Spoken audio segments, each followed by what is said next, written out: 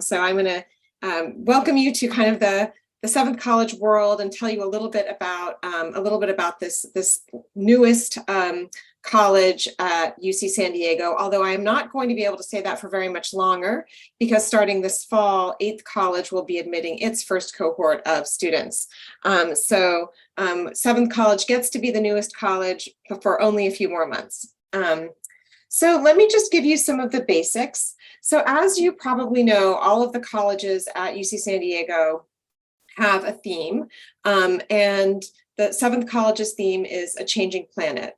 And that really encompasses a broad range of, I characterize them as pressing large-scale global issues. So mass migration, rapid cultural and technological change, the rise of authoritarianism, and very importantly, the climate crisis. And that is something that the college, there are many things that fall under this Changing Planet umbrella, but currently the college is really placing a heavy emphasis on the climate crisis, partly because it is such a large existential threat, and also partly because of UCSD's history and it's sort of, the climate crisis and the research that was done at the Scripps Institution of Oceanography is really a critical part of the university's history.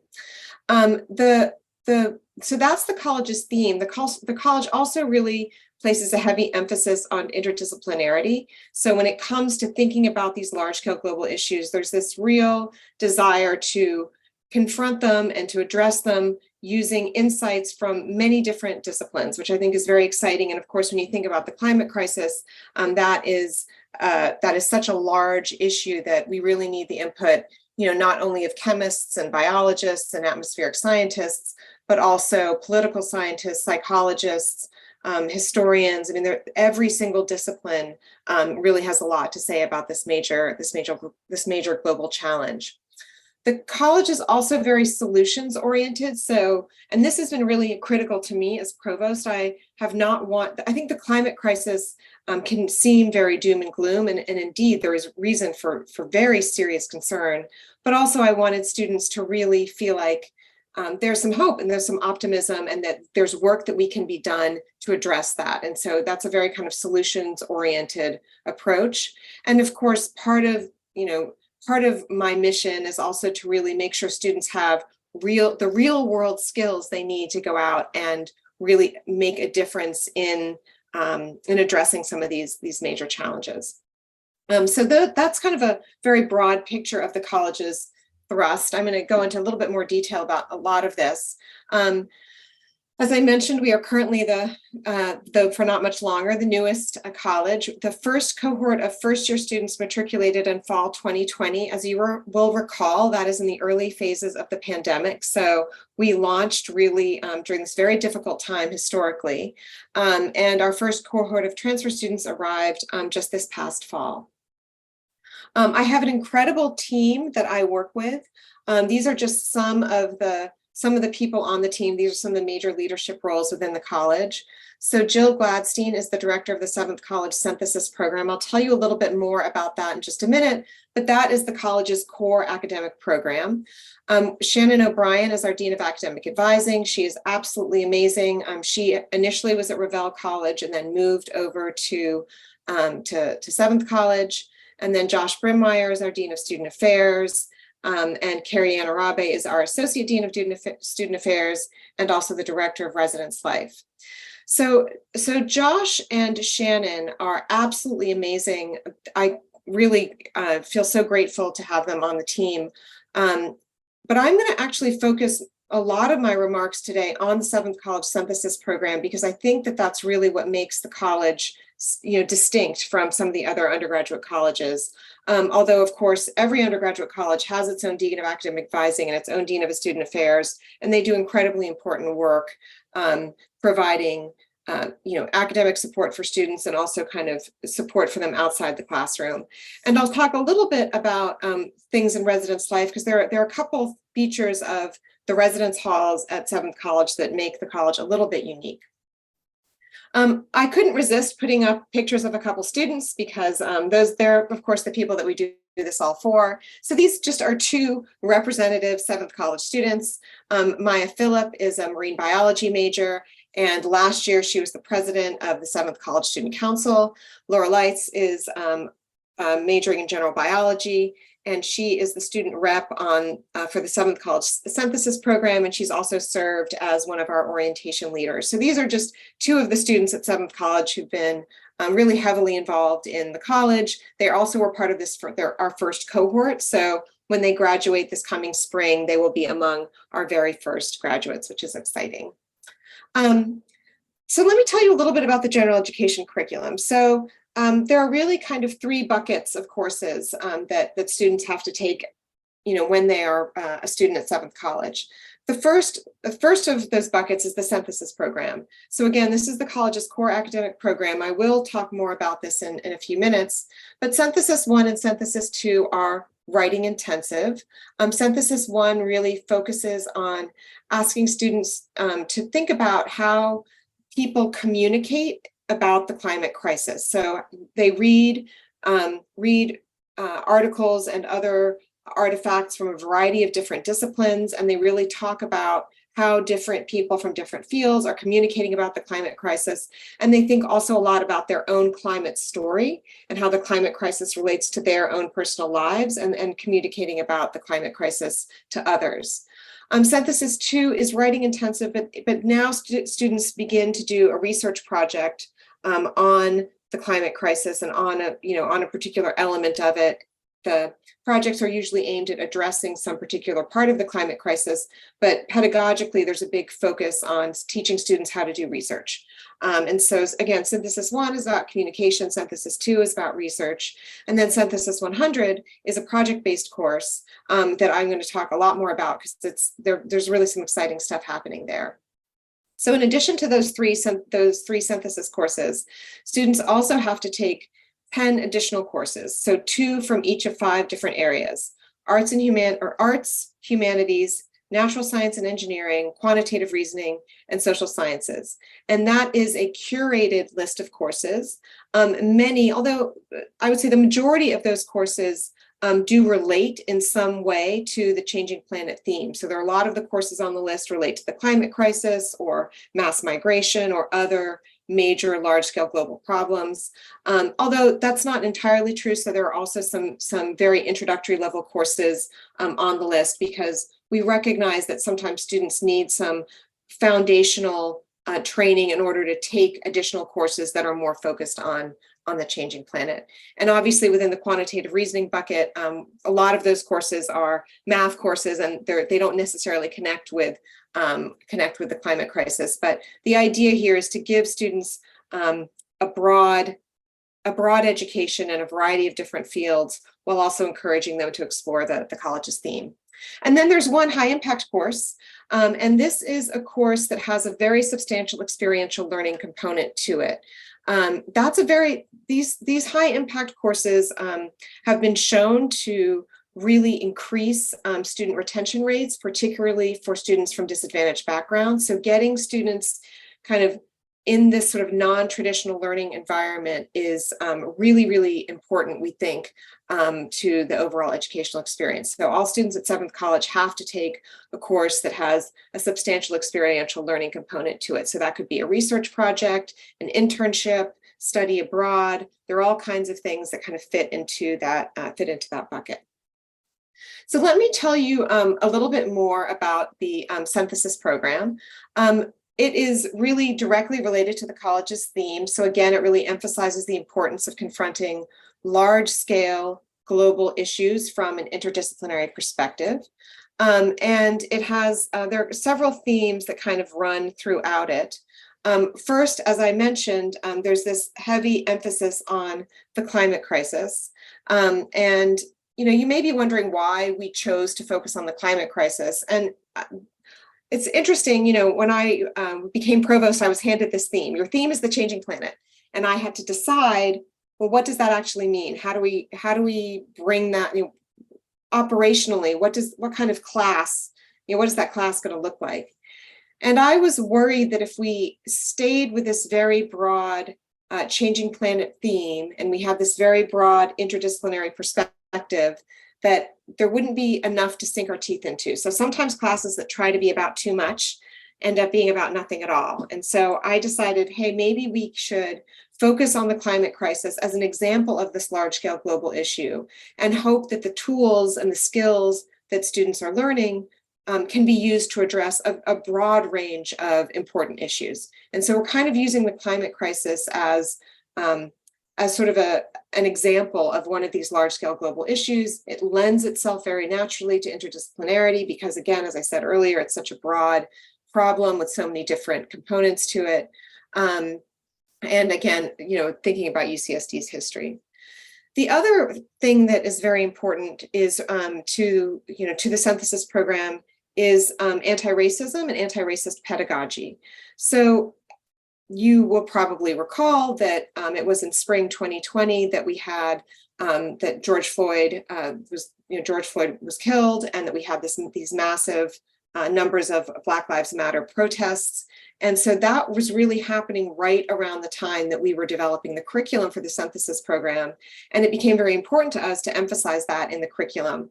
And so what we try to do is just really tie in the fact that the climate crisis is going to be an issue that disproportionately impacts communities of color, individuals who are economically disadvantaged and politically disenfranchised. And so really trying to make sure that we are making sure our students understand sort of the social justice component to addressing the climate crisis. So that has also been very important to us. The other thing that's been really important is, and this I think we would hope to see in any writing class, is critical thinking, problem solving, and creativity. We also do a lot of work on a lot of teamwork. And in fact, in Synthesis 100, there is an entire curriculum built around teaching students to work in teams. We think this is a very practical, real world skill that they'll take with them when they go out into the workplace. And so that's also been really important to us. The other curricular theme is self-discovery, curiosity, and reflection. One of the things that, and I think I alluded to this before, we really are trying to get students to understand what motivates them, what they're curious about, and get them to write sort of from that perspective. So we really are trying to get students to write for themselves about issues that matter to them. And we've just found that if you can really develop that intrinsic motivation, the quality of students writing, their interest in writing is so much greater than it would be if they were trying to write for or write what they think their professor wants them to hear. And interestingly, one of the components to this has been something called collaborative grading. So this is a completely different way of approaching assessment. I knew nothing about it before we launched the synthesis program, but the director of the synthesis program, Joe Gladstein, was very enthusiastic about this method of assessing students. So what students do at the beginning of the quarter is they establish what their learning goals are for the quarter, and they establish the things that they need to do in order to meet those goals. So they, what are the assignments? What are the basically, what are the assignments and what are the activities they need to engage in order to reach those goals? And then if they engage in all of those activities, then they get whatever grade they've contracted for. And there's a lot of self-reflection along the way. And what we have found is that this really gets students thinking about their own learning, really gets students thinking about their own writing, really gets students thinking about, why they would write for them instead of trying to write for the professor. So it's been a very exciting part of the program, and it's really generated this incredible amount of creativity. I've never seen this much creativity from UCSD students before, and it's just amazingly exciting. It's amazingly exciting. Now, I don't think collaborative grading would work in every single discipline, but it's working really, really well in the synthesis program. So Synthesis 100, as I said, Synthesis 1 and 2 are these writing intensive courses, and Synthesis 100 is a project-based course. It is, as far as we know, the largest project-based course in the country. The college is still getting up to its full size, but when it is up to its full size, we think we'll have about 1,300 students a year going through this project-based course. And so there just is no other university, we think, in the country that is teaching a project-based course to 1,300 students a year. And so it's very exciting. There's a lot of challenges that come along with that. So how do we find projects for that many students? How do we manage all, how do we manage all those projects? How do we make sure that students have the resources that they need to complete those projects? So unlike term papers and writing exams, projects often involve some raw materials, or maybe they involve a field trip, but we're not talking like large dollar amounts, but typically there often is some cost associated with putting a project together, especially if you think about sort of a physical something, or if you need to travel somewhere to do a field, do some field work. And so we're also thinking a lot about the funding and how we can get some additional funding into the hands of students, just a couple $100s, so that they can really do a lot with their projects. So it's been a very complicated process, but also really, really exciting to think about trying to do this. And of course, we're also, going to be applying for a lot of grants to try and study this project-based course and understand its implications for students. So I'm very excited about the challenges and also kind of the opportunities that we're facing. So I wanted to give you a feel for some of the offerings of Synthesis 100 this current quarter. So one of the offerings focuses on water at UCSD. So obviously the water and the climate crisis are very tightly connected. And so this project really is, this class is really focused on students who want to work on projects that think about water use at UCSD. And actually the picture that's on this slide is from the fall offering of this water course, where students were taught themselves how to use 3D printers and created this model of sort of how high the water will be along La Jolla shores under certain predictions about sea level rise. And so this beautiful it's almost like a piece of art, really, thing that you see here is a model of La Jolla shores. And you can see this is Scripps Pier here. And you can see a lot of the beach, a good deal of the beach is underwater. And so this is kind of, they wanted to have this physical representation of how our shores might change if the ocean rises to a level that we think it could under certain predictions. There's also a section that was focused on climate change, cultural heritage, and digital documentation. So this is a fascinating section where students were working on using virtual reality technology to document important cultural heritage sites.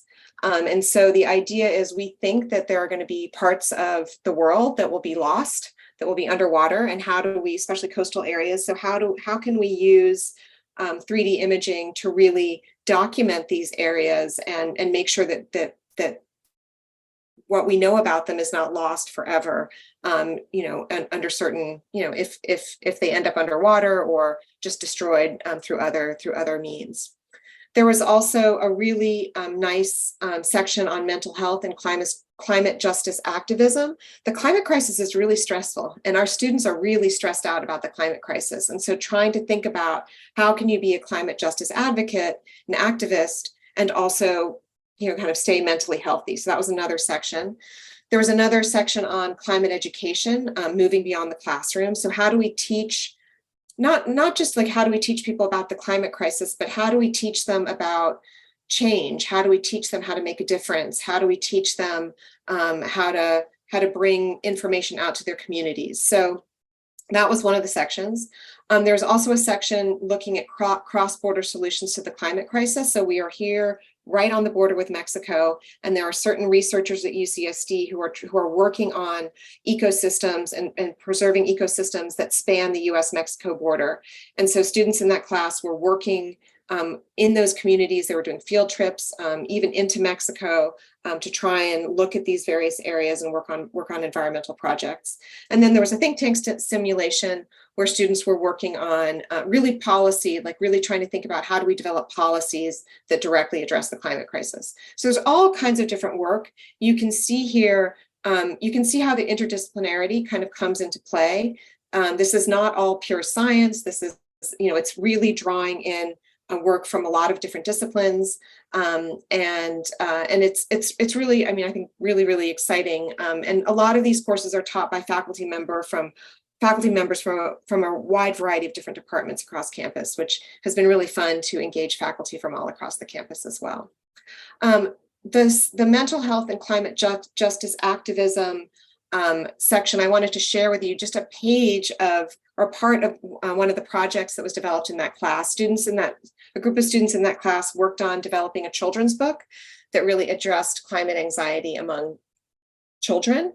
And they're actually now working with a publisher to get that book published. And so this is just a page from the book. It's heartbreaking. It's about a little boy who's, you can see out the window, his favorite oak tree is lost in a wildfire. And so he's saying, he couldn't understand why his tree was taken away. And he asks, why did the tree burn down? And his dad says, even we don't know. And then his mom replies, some things are out of your control, but that doesn't make it any less difficult. We understand how you feel. And so then the book just continues to go on to talk about how this little boy copes with the loss of this tree that was an important part of his life. And so, this is, again, just, I think, an example of the beautiful work that the students are doing. It's so exciting to see what they're doing. I feel so proud of what they're doing. It really is incredible when you give students kind of the right prompts and enough freedom that what they do. And of course, our students are just absolutely amazing. Okay, so that's the synthesis program. Let me also say a little bit more about Seventh College residential life. And then we're almost at the end of the slides here. I just wanted to show you some more pictures of students and show you a couple pictures of our residential area. So for those of you, I'm assuming you're all familiar with campus. So Seventh College is located in the northwestmost corner of campus. So it's north of the Rady School of Management. It is in an area that used to be known as the Village, although now the Village has moved elsewhere and Seventh College is now in those buildings. It's a really beautiful, sunny part of campus. I love being up there. It's a little bit far from the center of campus. And I think if students have one complaint about Seventh College, it's that we are pretty far from the center of campus. But it's a beautiful area. And I think one of the things that makes our residential areas unique is that every suite has a full kitchen. Students live in apartments. There are usually 3 or 4 bedrooms off the main apartment. And they're often mostly in doubles, but there's a couple, here or there, they're scattered singles and a few triples. And they all share this communal kitchen and living room.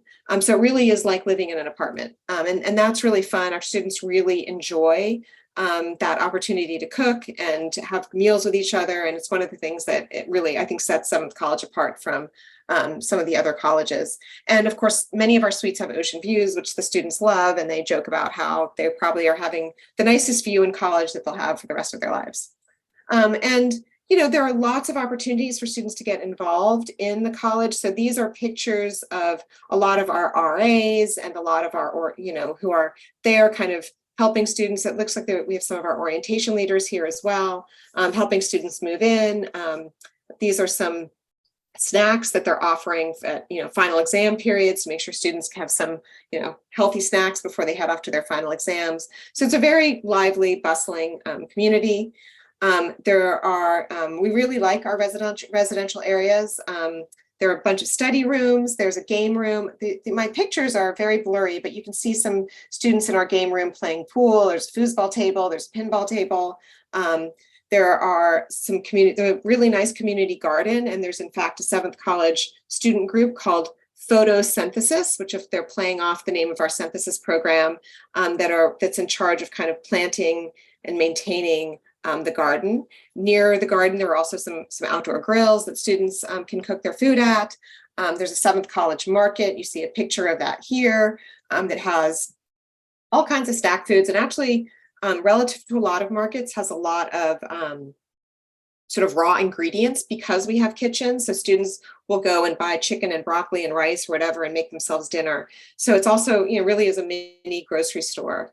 And then there's a eatery called the Bistro, where students can get kind of pan-Asian food. Students especially like the freshly rolled sushi.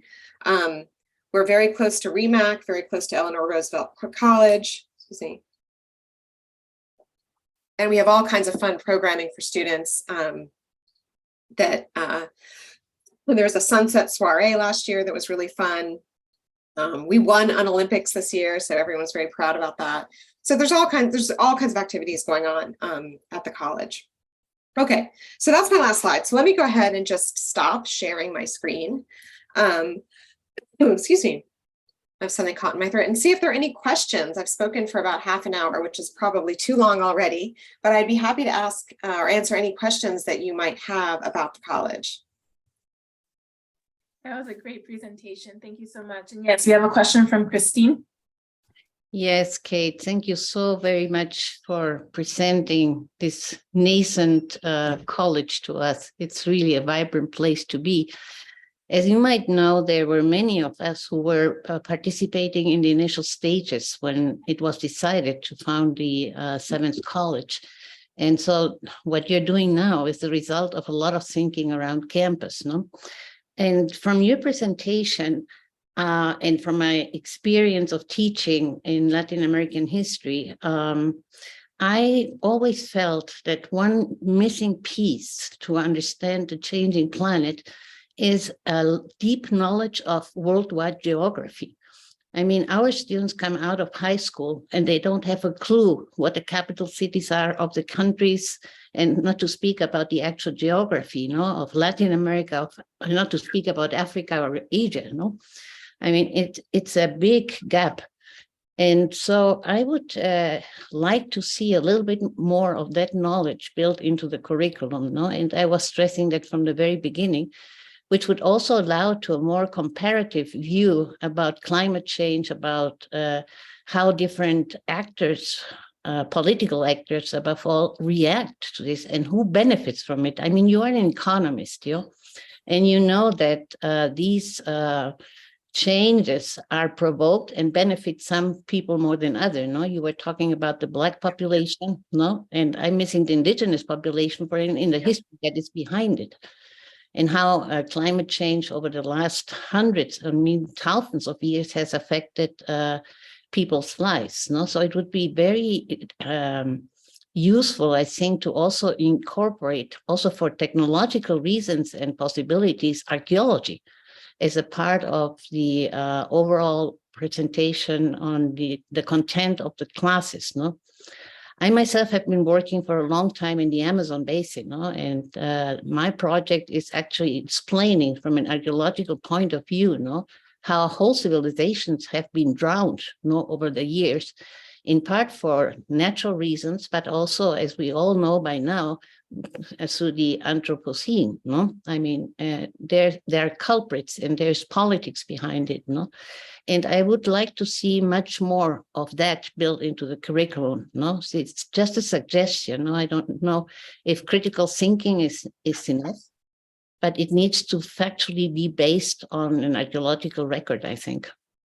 I don't know what you. That's a very good suggestion. I mean, we certainly are trying to incorporate indigenous sort of voices. There's a piece called Braiding Sweetgrass that the students read that really thinks a lot about indigenous perspectives. But I think what you're suggesting is also international, perspectives. And I think that's a really good point. One of the 7th College faculty members is Isabel Rivera Colazzo, and she's joint appointed with SIO and the anthropology, and she does a lot of her work on Puerto Rico and preserving cultural sites in Puerto Rico in the face of sea level rise.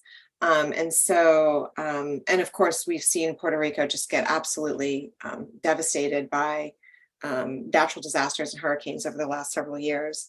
So that's a good suggestion, and maybe I'll try and consult with her more about how we could bring in more of that perspective into synthesis 1 and synthesis 2. My dream is to get Isabel to teach one of our Synthesis 100 courses and really focus on this issue in Synthesis 100, so that students who have a particular passion for many of the issues that you were just talking about can go somewhere and can work on a project that really addresses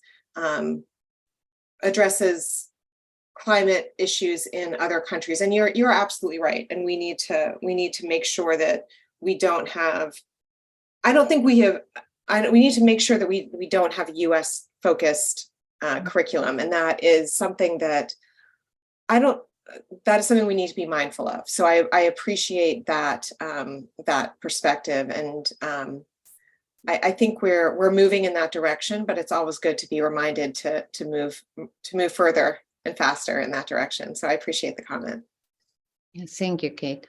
Yeah, and rather than being just descriptive, I think it's time to think about solutions. No, so not only, and solutions come with a political engagement. I mean, there's no doubt about that. And I think we should take a stand on it. And there are some initiatives on campus, like the oil abolition, and there are some things that can be captured locally, but they need to be projected and also in a comparative way, see what other countries or what other regions, not to talk about national countries, what other regions are doing to counteract climate change.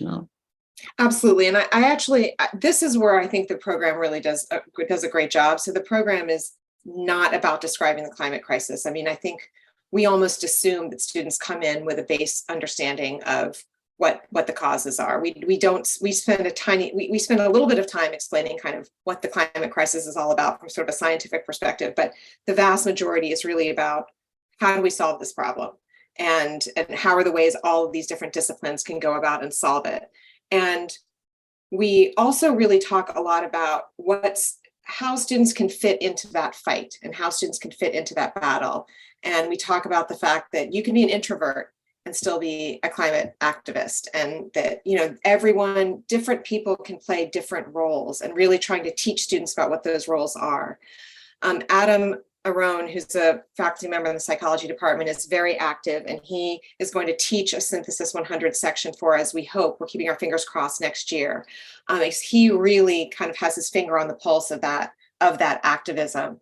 And so I'm very excited about that. Kathy Gear from the history department, we're also hoping, is going to teach a course for us. She is working with a group that's just gotten a big grant to look at the climate crisis. And we're working with actually facilities management on, so she's trying to sort of teach this section of Synthesis 100 that's really thinking about how do we kind of locally on campus address the climate crisis and work with facilities management and some of the practices that they use.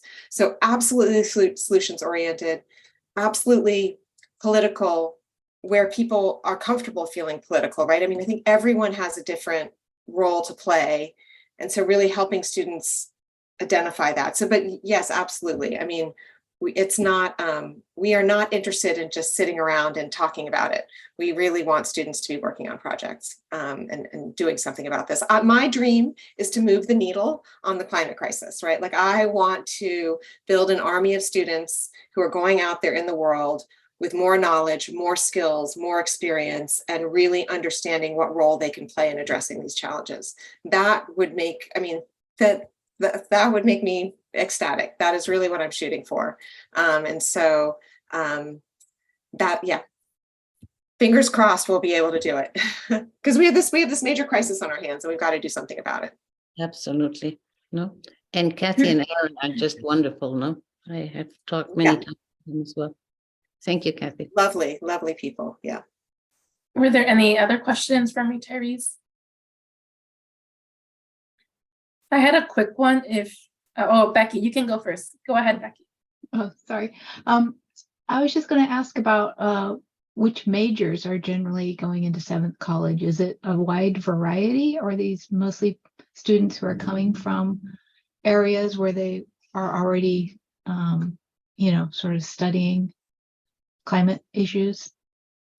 The students seem to be from a wide variety of majors, really across all major divisions, right? I mean, across social sciences, arts, humanities, engineering, biological sciences, really from all of the disciplines.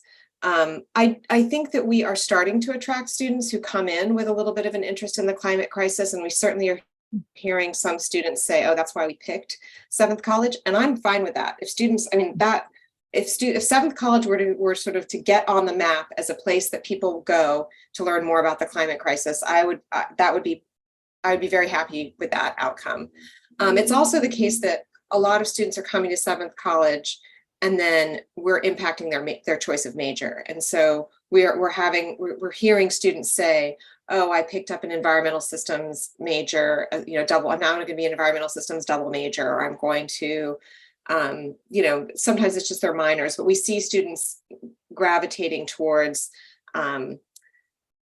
majors that intersect some way with the climate crisis. And what's interesting is that a lot of the departments and divisions on campus now have programs that are focused on the climate crisis. Anthropology is one nice example. They really have a program focused on human solutions to the climate crisis. And so it's not, it's very easy for students from a wide variety of disciplines and a wide variety of majors to do work in this area. And again, because it is such an interdisciplinary issue inherently, it's easy for them to do that. So, and partly, Betty, I think we'll know more over time, or Becky, we'll know more over time, because our oldest students are just in their 3rd year. And so I think in a couple of years, we'll have more of a picture of really what those majors look like, what the data tells us. But anecdotally, just from talking to students, it seems like we have students from a wide variety of majors. Okay, thank you.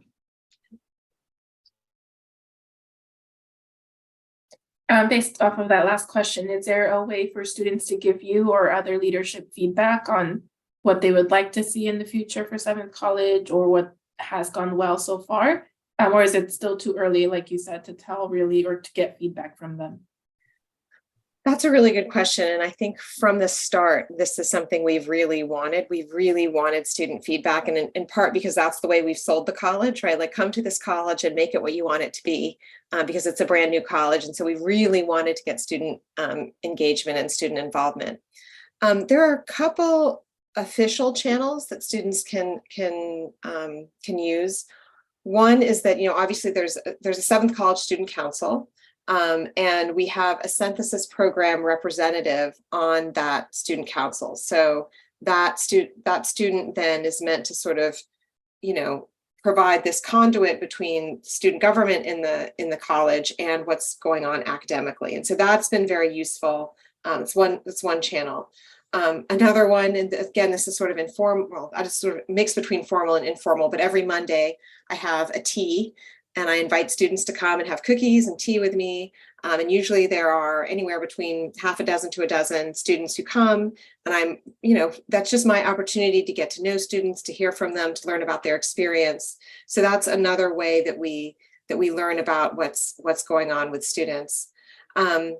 And then we have students on our executive committee. In fact, Maya Phillip, one of the students I showed you in the early slide, she is currently serving on the 7th College Executive Committee along with another student. And so they, when the executive committee is meeting to make decisions about kind of academic decisions related to the college's academic mission, they can provide student feedback, and their voices are invaluable, because faculty can be pretty out of touch.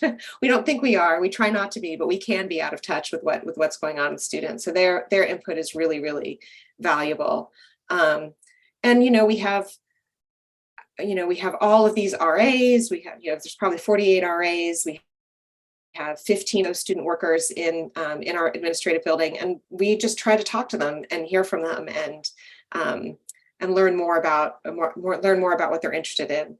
At some point, we should probably think about more systematically getting feedback from students, but we haven't quite gotten there. But yeah, it's a really good question. I mean, we're doing all of this for students, and so we want to make sure that it'd be interesting to know what they're getting out of it. Students seem to really love 7th. I think students really, they really like the synthesis program. I think the fact that they're given the freedom to write about what they want to write about and in the voice, and use the voice that they want to use when they're writing. I think they find that really exciting. I think they feel like I think there's a process of self-discovery in the synthesis program that's really exciting for a lot of students. So yeah, they seem to like it, except the fact that it's far away from the center of campus. That they don't like. Thank you. But they get the great views, the ocean You get the great views. views. They're near the glider port. They talk a lot about the glider port. Thank you. Other questions? Yeah, if I may, Vanya, if there's no other question, I'm abusing my my screen here. Kate, I see that Anne Craig is with us, and she has been a long-term provost in Brewster College, right? And I remember vividly how she engaged with EAP, Education Abroad Program, and created internship for students, no, to have a kind of environmental experience abroad. Is there any of that thinking with you? We have not done a lot of that yet in terms of developing something specifically for 7th college students. Mhm. Any study abroad program satisfies the 7th college high impact requirement. And so we hope that will encourage students to study abroad. And we try to highlight programs that already exist that have an environmental component to them. So we just put it on our webpage, or we blast it out to students on social media. So we're trying to get students to kind of engage and study abroad that way. And we offer some study abroad scholarships. But what you're asking, have we created a program yet? No, we have not. And I think that would be a really exciting thing to do. I think for me personally, that's just been on the back burner because we've been so busy just trying to launch the core, launch the synthesis program and get the college up and running. But I love the idea of having kind of synthesis abroad classes. And in fact, this faculty member in anthropology, Isabel, that I was mentioning, I want her to teach a section of Synthesis 100 over the summer in Puerto Rico. I think that would be incredible. And so, some of it is also recruiting the right faculty who would be interested. If you would like to teach a section of Synthesis 100 in the Amazon, then I would love to talk to you about that. I'm actually retired, but there's always a possibility, I'm assuming that you are very much in contact with John Moore, no? Because he's Yes. very much engaged in that kind of orientation, no? Yeah. Great, Kate. Thank you. And I will say, Anne has been. I've spoken to Anne numerous times. She's like, we call her the Provost Whisperer. So she's her advice and wisdom is always invaluable. That's great. Are there any additional questions from our participants today?